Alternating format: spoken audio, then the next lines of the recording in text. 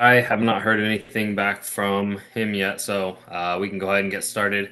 So this week's topic was an extension for the acute injury care. Last week we talked about the on-care management of acute injuries, so really what you're doing when you first see them, and then this progresses to once you have them for maybe a day or two, how are you managing them? Most likely in a clinical setting, you're probably not doing these very often for acute care on a field. So once you get them inside, once you get them on a table, what are the things that we can do to best facilitate the recovery process in these early stages? So for the overview, kind of the way that my brain works, I typically think of them in terms of the timeline for the acute inflammatory response and the different stages of inflammation. And we'll kind of go through the different timelines and what needs to be a precaution for those different stages of the inflammatory process. For the other sides of the management, basically all we're trying to do in these really acute phases are pain management and swelling management. There's not really much else that you're trying to do. Yes, you can do some early functional rehab. You can get them to maybe weight bear, depending on what the injury is. You can do some range of motion work. You can start some early stage exercise progressions. But really the focus and the goal of these early acute injuries is the pain management and the swelling management, and really just trying to get them to a point where they can start to progress. I don't know. Do you conceptualize the early stages any differently than that? Do you have any other thoughts that might be missed in this early stage? No, I think that makes a lot of sense, particularly with acute injuries. I think getting a subjective report from the patient or from the athlete too can be helpful, just in gauging how painful is it. Where is it painful can also be helpful in this stage. Yeah, for sure. I mean, you're definitely checking on those kind of things. Different complaints with like ADLs or the different kind of tasks, whatever they're individually tasked with, what kind of things they might struggle with, whether that's walking up and down stairs or whether that's going, if it's a high school or a youth athlete, maybe they have pain or difficulty at school. If it's a professional athlete, maybe they just have pain getting around their house, things like that. So definitely good to have those kind of subjective markers that you're paying attention to. But they definitely tie into the pain management and the early stages of rehab. I think that can also help help you create goals for your patient, and ultimately the goals are going to drive what exercise selection that you're going to be doing. Yeah, definitely. For the assumption is that for athletes, they're going to be, the goal is to return to their sport, but for different patient population, that might not necessarily be the case. They might have different like daily life goals for their return, or they might have pretty much everybody has a pain goal. I don't know many people who like to be in either acute or chronic pain. So usually you're trying to help them out with the pain process there. But for the timeline here, this is this chart, and there's one more on the next slide that I typically refer to in terms of educating either clinicians or athletes, and it's the different stages of inflammation presented two different ways. So I'll just kind of glance to it so you can kind of see it and picture it while we're going through this conversation. But the overlapping stages is an important concept. It's never just like you're in this stage, now you're in that stage, then you're in the final stage. It's an overlap, and there's a gradient of each of the processes that are happening in these different stages. It's not just one or the other, it's both, and sometimes it's more of this and sometimes it's more of that. So in the early phase, typically this is an inflammatory response to some kind of a pathogen. So if you break the skin, for example, then you're getting neutrophil arrival trying to eliminate some kind of bacteria or pathogen that's on the skin. Inside of a muscle, that becomes less important, but you still have the immune response, which is important to keep in mind. Is in the inflammation stage, in those acute, really in the first, I consider it to be the peak of inflammation typically is somewhere 48 to 72 hours. And this can vary depending on the size of the injury or the location of the injury. But typically, I usually say 2 to 3 days for peak inflammation. And then at that point, you start to enter into more proliferation. And so for the first 2 days, I typically try not to really influence any of the bleeding or immune response. Obviously, you need the bleeding to happen in order to form some kind of a scar formation, which then takes you into that proliferation. But you really have to heal the wound before you can start to remodel the wound. So it's important to have that bleeding stage. And this is something that we'll talk about later with the literature review. Is there's some different disagreements and arguments to be made about the different stages of inflammation and whether or not you should be applying different modalities across these different timelines. Then that brings you into the proliferation. So you've got a lot going on here. You've got basically all of the fibrin. Basically, you're laying down collagen. You're trying to it's a jumbled up mess of tissue that's trying to kind of simulate whatever the structure it is that it's trying to heal. So whether that's a ligament, in which case you're going to have a really tight and bundled up thick ligament, or if it's a muscle, then you're going to have some kind of a non-functional, non-contractile tissue that's trying to replicate a muscle, but it's not there yet.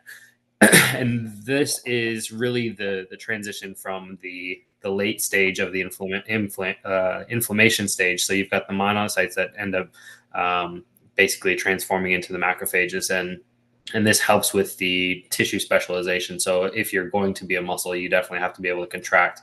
And so this is why scar formation really limits those soft tissue injuries, is because you've got scar tissue that is definitely not as mobile. It's a thicker type of collagen that's been laid down, and it needs to be restructured in order to kind of restore that tissue function. And there's some papers that actually show that this never really goes away, because it never truly remodels fully into that muscle tissue. It's always going to have a slightly different collagen makeup. And a lot of times it presents more like fatty tissue as opposed to contractile muscle tissue. So a lot of rehab is actually targeting. You're trying to target the scar tissue and the reformation, but you end up just strengthening and stretching the tissues around the scar. And so a lot of times you're not actually restructuring that scar itself, but you're just strengthening everything else around it to then better make up for the lack of whatever the amount of that tissue is. That paper that I'm referring to, I don't remember the authors, but it was a hamstring paper. I read it probably 4 years ago, so it's probably been out for maybe 5 or 6 years. So it's semi-old now. I'm sure they've had replications since then, but interesting study when you look at the cellular makeup of these acute inflammatory responses. So then that leads us into the third phase, which is remodeling. And so this chart has it listed as 21 days post. Obviously, we know that timeline can vary depending on the individual, depending on the size of the injury. But then the important thing for me to take away from the remodeling phase is that scar restoration and really restoring the function of that tissue, it starts at that point, and usually I just use a simple timeline of 2 weeks, because then you can use 2 and 2. So you say it starts at 2 weeks and it continues for up to 2 years. So maybe you have this rapid progression where you get a lot of tissue restoration, and then it starts to asymptote. So you really start to see, maybe you get to 80% pretty quickly, but then that last 20% of tissue restoration takes forever. It takes a long time to fully restore scar formation. So it's an important consideration when you're dealing with things like athletes with a history of or of a soft tissue injury, because that's part of the reason why they're predisposed to re-injury or injury of a different location of the same muscle. Because the scar is still being reformed up to 2 years, they still have an injury risk for up to 2 years to go along with that tissue, the lack of the healthy tissue. Any questions, comments about that? No, you brought up an interesting point though about whenever you have like a micro tear of like a ligament or a tendon, it never really remodels into muscle tissue. So it makes me think that that could play a part in why people have chronic issues. But let's say for like hamstring injuries, maybe because it never fully repairs to a contractile tissue. So number one, it's going to be weaker because it's not fully contractile. And number two, you have scar tissue in a place where there should be, muscle tissue. And so you're saying, as opposed to strengthening what has already been injured, you're looking to strengthen around the injured tissue so that you can restore function and prevent a future injury. So that paper specifically was a hamstring paper. So I don't know. I don't really want to walk out onto that limb to then extend the logic to things like ligaments or tendons. I don't know. Just obviously the cellular makeup of those structures are all very different. So I don't know if the application is exactly the same. But what that paper was researching was they were taking, I believe, if I remember correctly, it was a biopsy of the muscle, and the biopsy showed that it was more fatty infiltration of that muscle at the injury site, and that never went away. And so it wasn't necessarily a therapeutic intervention where you're trying to strengthen the tissues around it. Obviously, you can't control, like, at the microscopic level, contract this muscle segment, this muscle fiber precisely. Like, nobody has that level of precision of activation of muscle tissue. It's more of a consequence. So you take somebody through hamstring rehab and you're trying to strengthen the hamstrings, and the tissues that are working are getting stronger. The scar tissue is not working, therefore it doesn't get stronger. And for the remodeling aspect, it's a lot of the times it's either stretching or shortening of the tissues around it, not necessarily of the scar itself. And so you don't have that precise level of tissue restoration because you can't get down to the level of the cell in your rehab. It's a similar concept in my mind to the separation of, like, the quadriceps muscles if you're trying to do an ACL rehab. Everybody knows that the VMO is really important for ACL rehab. Now, how do you isolate and target the VMO for strength development? It's something that's very difficult to tease out because the nerve conduction to the quads is all the same. The innervation is the same. The muscles seem to synergize very well together. It's pretty hard to contract your VMO without contracting rec fem or VLO. I mean, rec fem you can isolate because you get more of that hip flexion involvement, as opposed to the other three. You only get the knee extensor mechanism, but you really can't separate the VMO from the VLO. And so it can be tough to isolate those structures that you're trying to isolate. And the same concept is applied here with the fatty infiltration of the hamstring muscle. that being said, all of that is all just from one paper. So I wouldn't take that for gold.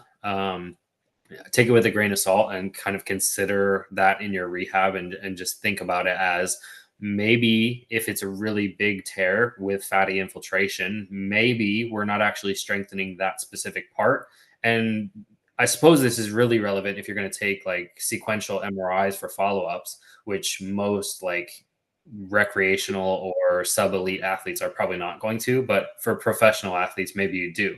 And so if you continually take these MRIs where you see fatty infiltration or scar formation in the muscle, maybe you think, oh, this person's not healed yet because they have all this fatty infiltration, they have all this scar formation, they need more rehab. But in reality, they're fully functional. Their surrounding tissues more than make up for it. So you can definitely restore strength and function even though you still have that scar formation that's present. Got you. And if you have an acute injury like that, and let's say prior to the injury, they were producing X amount of force. So let's stick with the hamstring example. Yeah. They were producing X amount of force. They injure themselves. Obviously, they're not going to be able to produce quite as much. But with proper rehab, despite having structural changes to the tissue in the hamstring, if you're able to produce the same amount of force, it's pretty safe to say this person's highly functional and able to return to sport eventually. Yeah, if those were the only two things that matter, were like tissue restoration and strength, like, you could definitely see the tissues not restored and have good strength. Obviously, with the hamstring, there's more factors that play into it. But the strength for sure is an easy metric where you can say, look, this person's strength is either at what the baseline was or stronger than what the baseline was due to the rehab. But the you go take an MRI and it still looks bad. Right. Gotcha. That makes sense. Obviously, you have your other metrics that you're going to measure on field or on the court. You're going to have jump testing, you're going to have sprint testing, different things along the way functionally, that aren't necessarily strength related. They're more performance related. Mm-hmm. And this is a little bit off topic, but when I was in Houston, that was something that I wasn't as exposed to, like with my schooling or with other traditional stuff. So with stuff like sprint testing, I was always so interested in, like, because it didn't seem as easily measurable like something like strength. So it seemed like you would get an athlete and you start sprinting at 60, 70, whatever percent, then based on their subjective report and how they feel and based on how they looked doing it was when you kind of made that determination. Yeah, so the general rule of thumb is the further you get away from early stage rehab, the more variables there are, the harder it is to measure or quantify these different things. So like sprinting, for example, like what you're saying, you can look at them subjectively and tell whether or not they look like they're in pain or look like they're compensating. But like, how do you quantify that? We don't have the technology right now to watch somebody run or record somebody run, and some AI software is going to tell us they are compensating by 6% with external rotation and 10% with knee flexion or something like that. Like it's harder to quantify those things, but with a good eye, you can still see them. So the subjective definitely has to match the objective. Gotcha. Yeah, it's interesting.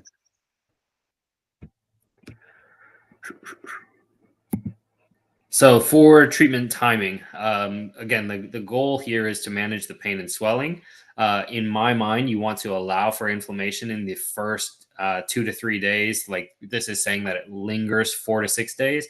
But really, once that inflammatory phase starts to decrease, then I start to be a little bit more aggressive with my treatments.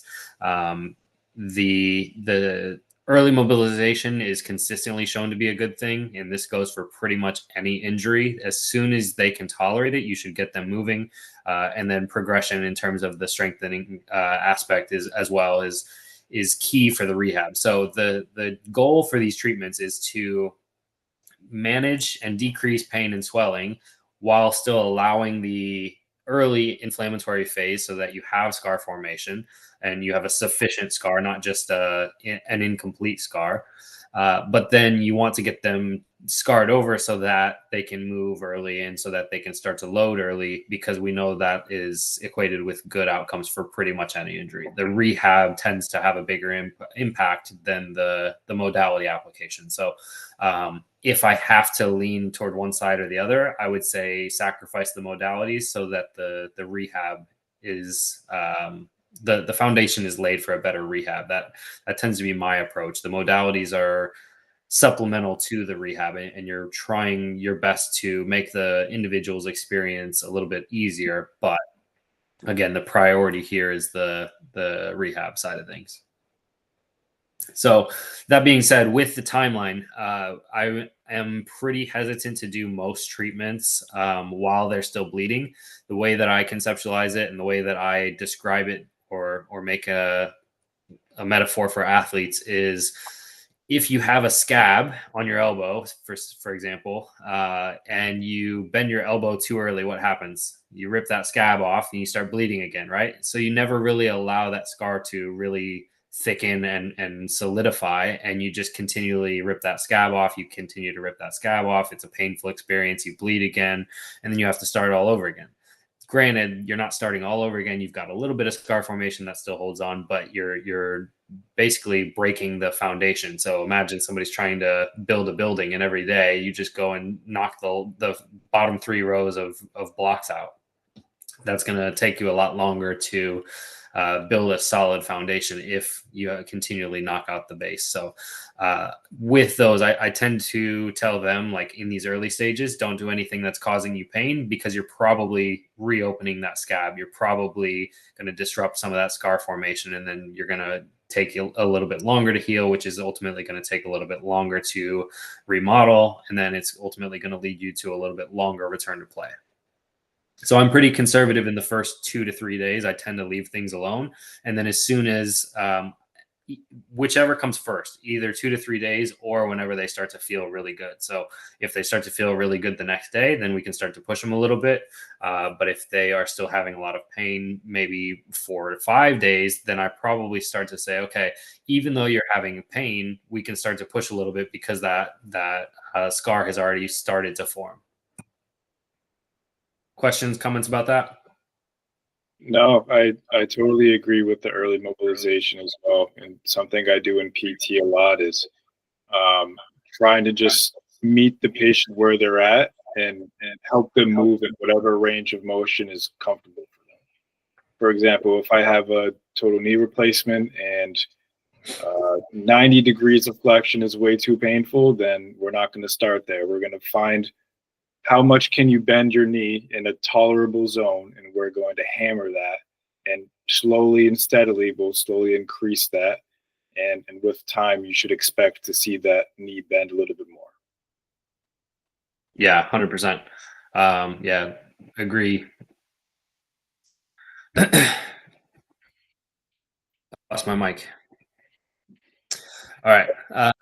So then that brings us to pain management and all of the different modalities that are at play here. And there's probably like 20 more that I'm also not including here, but these were the biggest ones that came to mind for me. So a couple things that you can do. You can modify the temperature. So things like cryotherapy, thermotherapy, these tend to be like really easy practices. Everybody has access to them. You're either putting something hot or something cold on it to make it feel better.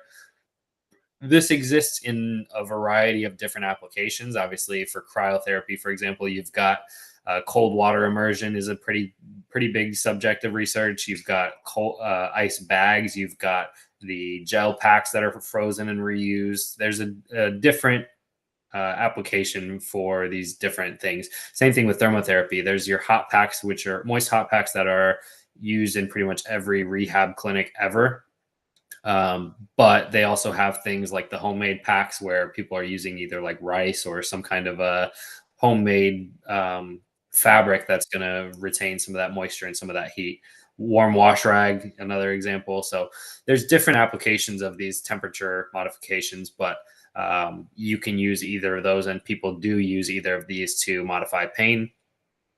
And they have different implications for the different stages that you're at. So, for example, if we know thermotherapy increases vasodilation and makes the cell more permeable, you're probably going to increase more swelling. So, if you're in that acute inflammatory phase where you have rapid effusion forming, you probably don't want to add more heat to it, because then you're just going to make even more swelling. So, increasing circulation to the area, some people would say, is going to decrease swelling because it's going to carry away all of the interstitial fluid. But what the evidence seems to suggest is that it actually just brings more swelling to the area. So compression, and this can be done via intermittent compression. This is things like Normatec is the big brand name, but they also make different devices that follow that same chamber pattern.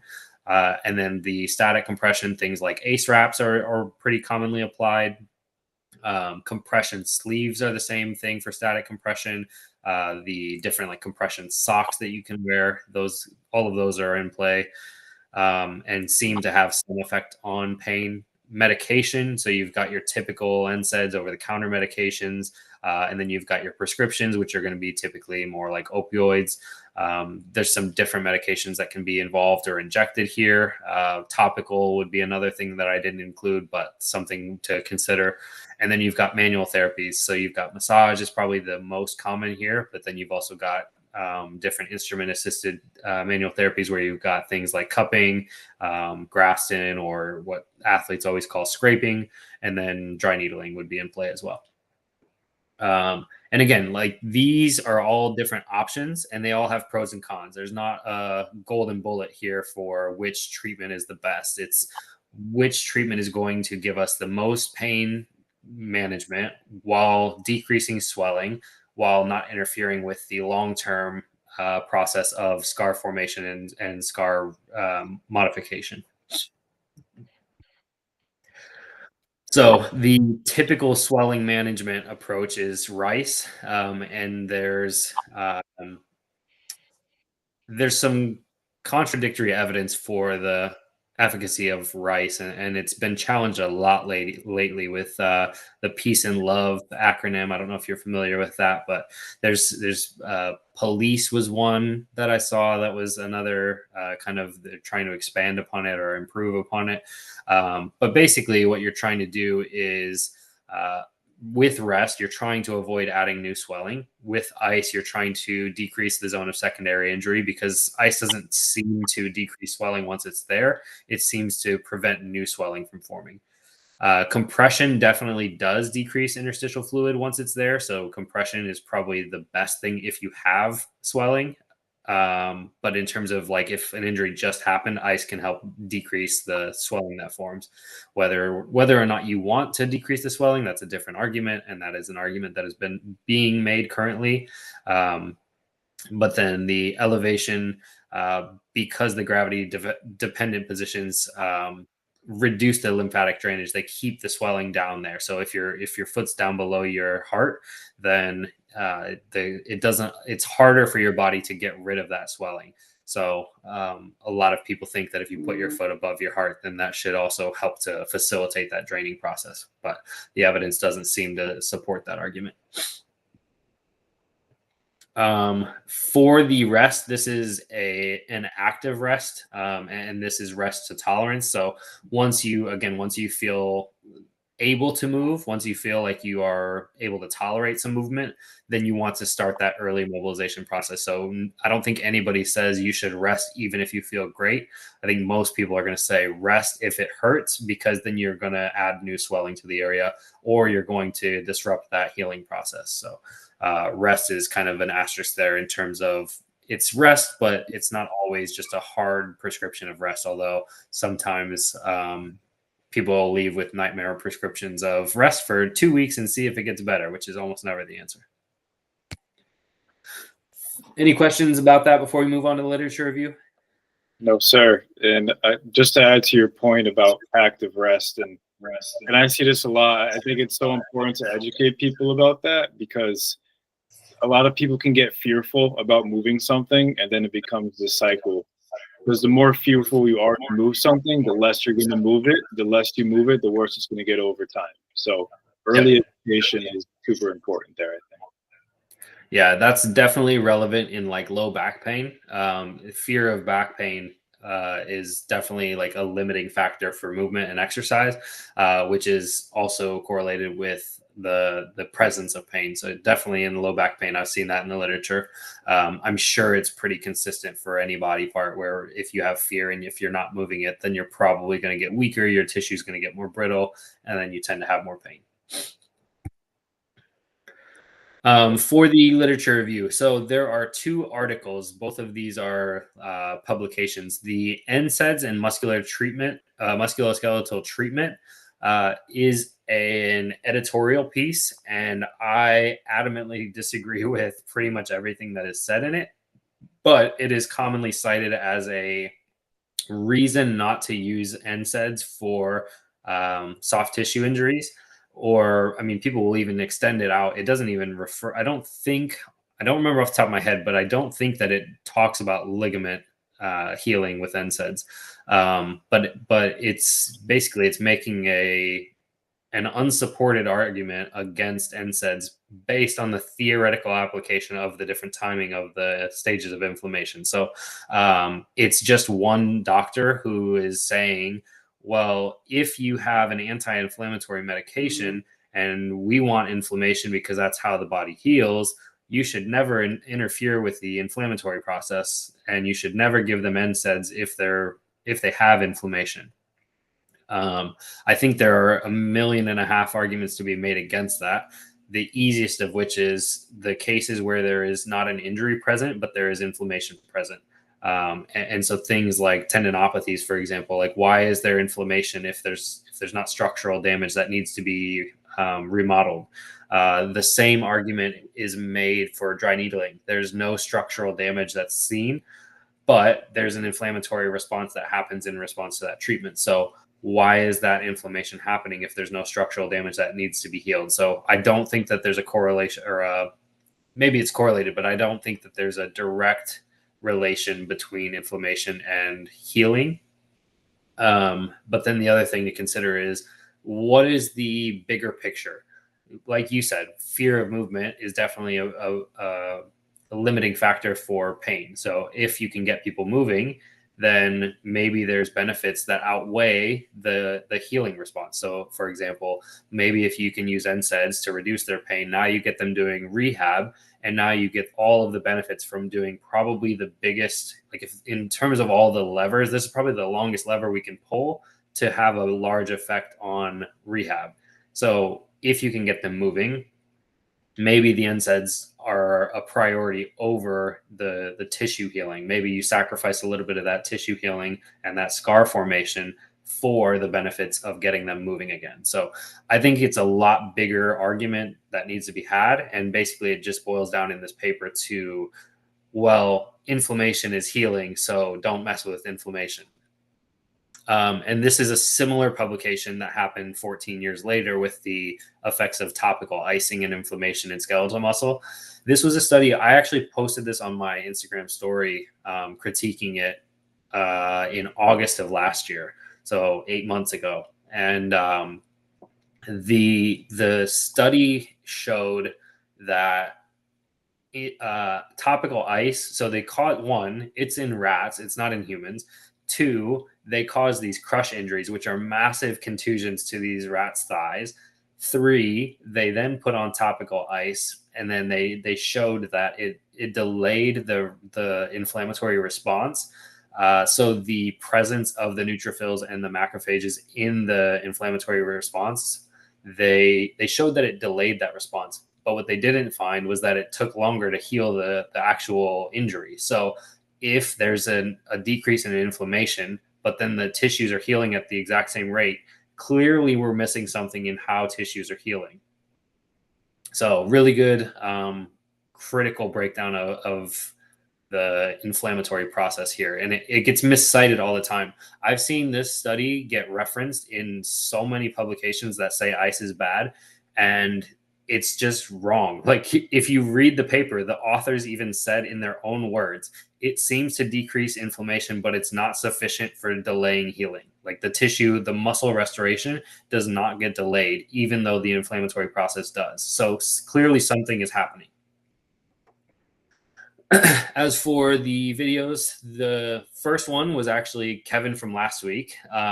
He joined the study group, but while I was searching around YouTube for athletic training, pain management, one of the first videos that came up was his picture, and I said, "Wait a minute, I know that guy." But it's an interview that talks about the different modality applications, the different tools that you can use to manage pain. And then the second video is Gary Reinl, who's nicknamed the anti-ice guy. He's got a book, I think it's called The End of the Ice Age or something like that. He's an interesting guy. I had like an hour and a half long phone call with him, basically debating whether or not ice was the end of the world. And he's very adamant that ice is the worst thing that you can do for acute injuries. Kelly Starrett has his podcast that he calls the Ready State. And so it's a pretty, I think it's like an hour long podcast, but it's a pretty good, if you want to give the other side a fair shake at it, this is as good as it gets, because they're both pretty smart guys, and they justify their perspective on why ice is so bad for inflammation. So pretty good video here in terms of hearing the other side, opposite of myself.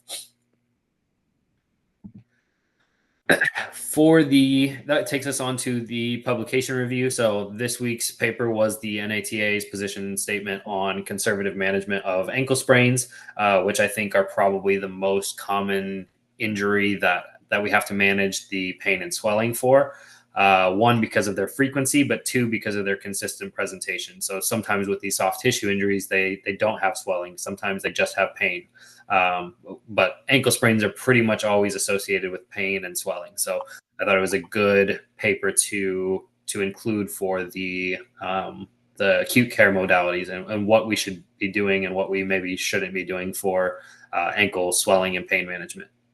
So with the NATA's position statement, basically they took all of these different athletic trainers and doctors and scoured the literature, and they put together the strength of recommendation taxonomy, which is basically their scoring system for strong evidence. So it was how consistent was this evidence, how strong was the evidence against it, and then how big were the effects that they were seeing. So they reviewed the literature and how consistent the literature was, and then they gave recommendations for conservative treatment based on these different findings across the literature. The way that they graded them was A, B, and C, and this correlated with great evidence, okay evidence, and then kind of spotty evidence. And their terminology was obviously more professional than mine, but the general takeaway is that grade A is really good clinical evidence, whereas grade B is supported, but it's not perfect evidence, and then grade C is suggested, but it's still not well supported in the literature. So they gave the recommendation because it seems to be this way, but it's not necessarily a proof. It's not proven science yet. So for the grade A recommendations, the first thing that they said is that NSAIDs reduce pain and swelling. Is anybody surprised by that?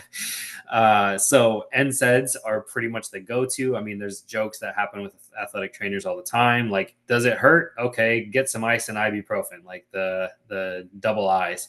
But the literature is pretty consistent with lateral ankle sprains. NSAIDs definitely reduce pain and they definitely reduce swelling. So depending on your stance on whether or not the ligament needs to be fully healed and if you need that scar formation, maybe you say that the NSAIDs are going to delay that healing, or maybe you think that the NSAIDs are going to actually reduce the amount of healing. I tend not to fall in that camp, and definitely not for lateral ankle sprains. So if the ankle sprain presents with pain and swelling, I am not scared to give people NSAIDs. But even if you want to be kind of like generous or lenient for that argument, I would say just wait 48 hours. And then after that point, you already know the inflammatory process is set in. You've already laid down a lot of scar tissue, and then you're starting to get into that remodeling phase. So for the functional rehab, it's more effective than immobilizing. Again, is anybody surprised here? Probably not, because we've known this for a long time. You really don't want to immobilize unless you have to, because of all the atrophy, all of the pain response that's happening, the dysfunction and the dyskinesis that happens on the back end. There's a lot of complications that happen when you immobilize somebody. So if you don't have to immobilize them, then you shouldn't immobilize them. And then the last thing here is probably the most important in my eyes, because it's the least discussed. Not many people are doing balance training in their rehab. And this is grade A evidence saying that if you have an ankle sprain, you definitely need proprioceptive work. You definitely need to practice your balance training. One, I think that balance training is done poorly. I don't think that standing on an RX pad and just counting to 30 is sufficient. I think that you need more stimulation there. Whether that is some kind of a balance board or a Bosu ball where you're actually actively modifying it, because there's two primary ways of stabilizing the ankle. There's active and passive. So you can just co-contract in your dorsiflexors and plantar flexors, and you can just create a rigid stability, and then you're never going to fall over because you're so rigid. Or you have the active response, and I think that's the more important piece here because of the proprioception that's being trained. So the active dynamic component of balance, doing things like perturbations where you're trying to knock somebody over, they have to stabilize. And specifically for the ankle here, making sure that you're actually challenging the ankle to respond, not just the total system. So if you're pushing somebody in their upper body, their hip's probably adjusting to it before their ankle is. So you're probably just training balance training for the hip and for the knee or the torso position, rather than the ankle proprioception as well. So I think balance training is underutilized, and I think it's done wrong. So I think this is probably my biggest takeaway in terms of how to improve the rehab once you have these acute ankle sprains. Questions, comments about the grade A stuff? No, I love the proprioceptive work for the ankle sprains, and you had mentioned ways to try to make it a little bit more difficult. I think if you have like a really high level athlete and they're tolerating the RX pad with the perturbations really well, maybe challenging the cognitive load a bit more with like a dual task, counting Mhm. up, counting back, multiplication tables, and stuff like that. Yeah, I think that there's a time and a place for that because I think that that's similar for me, and I don't have any evidence to back this up, but this is just my hunch, is that when you take away the cognitive focus of those things, you have to rely on the kind of intrinsic ability to do it. And so if you've got um, basically, if you can only do it when you're focusing and you can't do it when you're not focused, if you're doing a dual task, the complication or the lack of ability is not the ability to balance, it's the ability to focus. So I think that there's two different kind of skills that are happening there,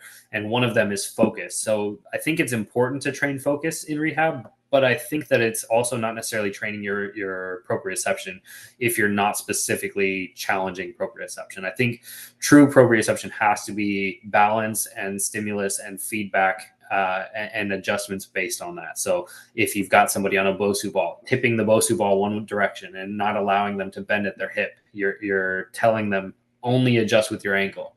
And doing things like the what's the name of the foot one? The blackboard, the little foot, like midfoot. I think that one is a big one as well that gets underutilized. But you can get some true like proprioceptive work in the ankle. I think those are a little bit different than the dual task. For the grade B recommendations, the grade 3 sprains should be immobilized for 10 plus days. And this was, again, an attempt to allow the sprains to really lay down some kind of a scar formation before you get them moving again. The thought here is that with the grade 3s, if you get them moving too early, again, my analogy from earlier, you rip off the scab and then you basically cause chronic ankle instability because you've got an insufficient ankle ligament that is being either not healed, one, or two, it's being healed in a lengthened and mobilized position, and therefore it's not a stable ligament. It won't help you to stay protected in future ankle inversions. It's grade B evidence. I am imagining that the downside of immobilizing is probably the things that we talked about earlier, but you get the atrophy, you get the loss of proprioception, and you lose you get the dyskinesis that follows that. For the rehab, it should include range of motion and strength exercises. The emphasis there was that you need both. You don't just need one or the other, but you need both. And then the last piece here was the joint mobilizations. This was both active and passive, the paper emphasized. So then you should be using these to increase the range of motion. Specifically, what they were referring to was dorsiflexion. So with these lateral ankle sprains, it's pretty common to lose dorsiflexion, but they were suggesting that joint mobilizations are sufficient to get that range of motion back. And then lastly, the grade C evidence. So cryotherapy being applied post injury was grade C, and this was specifically for, I believe, swelling. Let me pull it up and just make sure I'm not giving false information. Reduce pain, minimize swelling, and decrease secondary injury. So this is, again, going back to that point of Rice. The ICE has some implications, and the NATA did suggest the use of cryotherapy, but there's kind of mixed evidence in terms of its efficacy. For compression, it was for minimizing swelling, and again, it seems to be in favor of doing it, but there's not great evidence in terms of its efficacy. Elevation should be elevated to minimize swelling, and again, same concept here. That one doesn't seem to be as effective, but the evidence does still suggest the practice, and that could just be because of the common use where it's just common practice. So people say, well, don't change it yet. The use of e-stim, electrical stimulation for swelling, this one tends to make sense to me, but I also don't know if they were referring to just like IFC, like constant stimulation for pain management, or if they're talking about like the things like the Mark Pro or the H Wave, the Compex, things like that, where you're getting the actual movement, or now Firefly is another one that's popular, where you're getting the actual movement of the ankle joint, and that's supposed to flush out the swelling. My hunch with those things is that it is a smaller contraction than even just walking. So if you can weight bear and if you can tolerate walking, just walk, because that's probably going to have better benefits than just letting your foot pump. The only caveat to that would be if you're traveling. So if you're on a bus, it's tough to stand up and walk around. Same thing if you're on a plane. So if it's post game and you fly back or you drive back after the game, maybe some of those modalities come into play. And then the last thing was the avoiding of the thermotherapy for acute and subacute. And this goes back to the point earlier about your increasing vasodilation, your cell permeability, and you're getting a lot more swelling that's going to be present there. So probably doesn't make sense to do thermotherapy. It might make sense in some contexts because it does have analgesic effect and it does reduce pain. But for the sake of, you're basically trading pain for swelling, and that's not really an effective treatment. Any questions about any of those? Any comments? Anything you like? Anything you don't like? No, man, I thought that was all super helpful. I think it was a really good discussion. Cool. So that wraps up for this week's topic. And again, to reiterate, the acute inflammatory response is what drives a lot of decision making in these early stages, considering not only pain but swelling and how these different treatments are going to affect both of those things. Sometimes it's a trade-off, sometimes it's both go down, and sometimes you're sacrificing healing for the other benefits. So it's not necessarily a right or a wrong for these things, but a lot of times it's about what is the individual's need and how are we going to help them. So whether that's the long-term healing and we'll deal with a little bit of pain and swelling and dysfunction, or maybe you're going to go the opposite direction and you say, well, let's sacrifice some of the long-term healing because we need to get the pain and swelling down to get them moving again. So that is it for this week. And then next week's is building again on the early stages. So getting out of the modality stage and getting into the early stage rehab. I have no doubt that you will be able to contribute significantly to that topic. So hopefully we can get you involved a lot with that next week. Cool, man. Yeah, I'm looking forward to it. All right. Take care, and we will see you next week.